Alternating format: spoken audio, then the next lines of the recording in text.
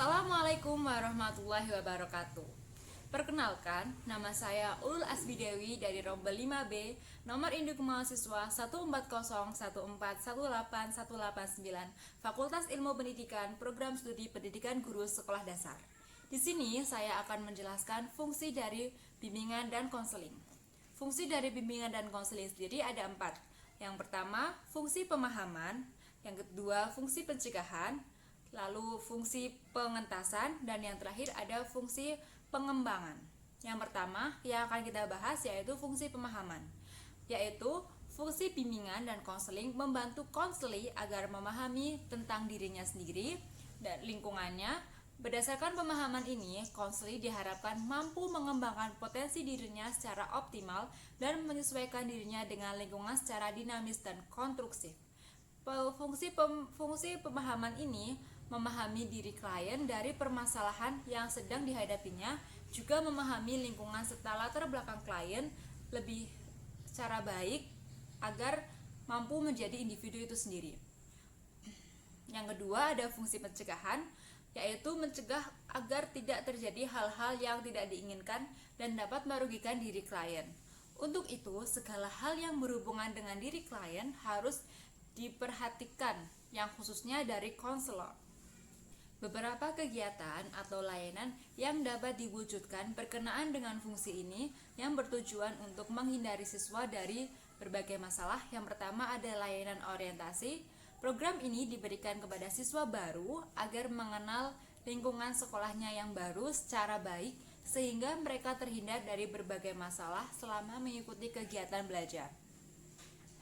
Melalui program ini disampaikan berbagai hal kepada siswa seperti informasi tentang kurikulum, cara-cara belajar, fasilitas belajar, hubungan sosial, tata tertib atau peraturan sekolah dan madrasah, sarana pendidikan, dan lain sebagainya.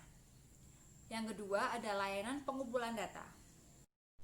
Mengenai program ini akan diperoleh data yang lebih lengkap dan akurat tentang siswa, sehingga bisa diperoleh pemahaman yang lebih mendalam tentang siswa.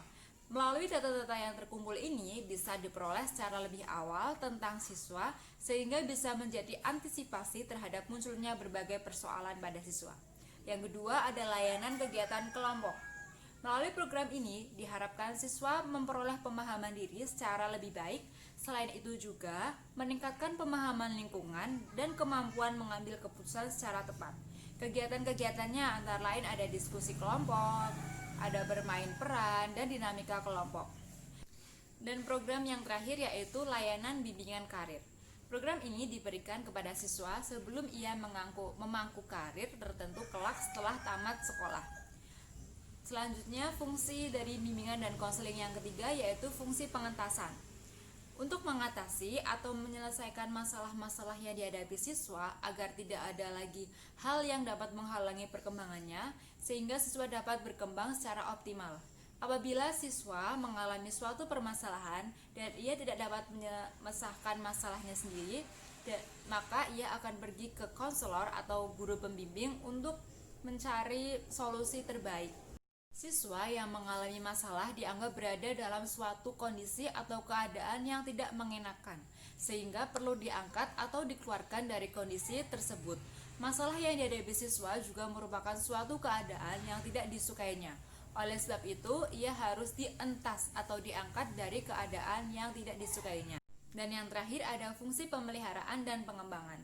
Menurut Prayetno menyatakan bahwa fungsi pemeliharaan di sini bukan sekedar mempertahankan agar hal-hal yang telah disebutkan tetap utuh, tetap tidak rusak, dan tetap dalam keadaan semula, melainkan juga mengusahakan agar hal-hal tersebut bertambah lebih baik dan berkembang.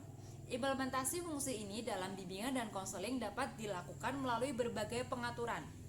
Fungsi ini untuk memelihara potensi-potensi yang sudah ada pada diri siswa agar dikembangkan secara optimal sesuai dengan minat, bakat, dan kemampuannya, yaitu fungsi bimbingan dan konseling yang sifatnya lebih proaktif dari fungsi-fungsi lainnya.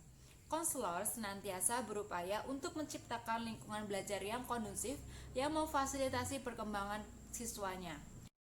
Konselor dan personal sekolah lainnya secara sinergi sebagai teamwork, berkolaborasi dan bekerja sama merencanakan dan melaksanakan program bimbingan secara sistematis dan berkesinambungan dalam upaya membantu konseling mencapai tugas-tugas perkembangannya.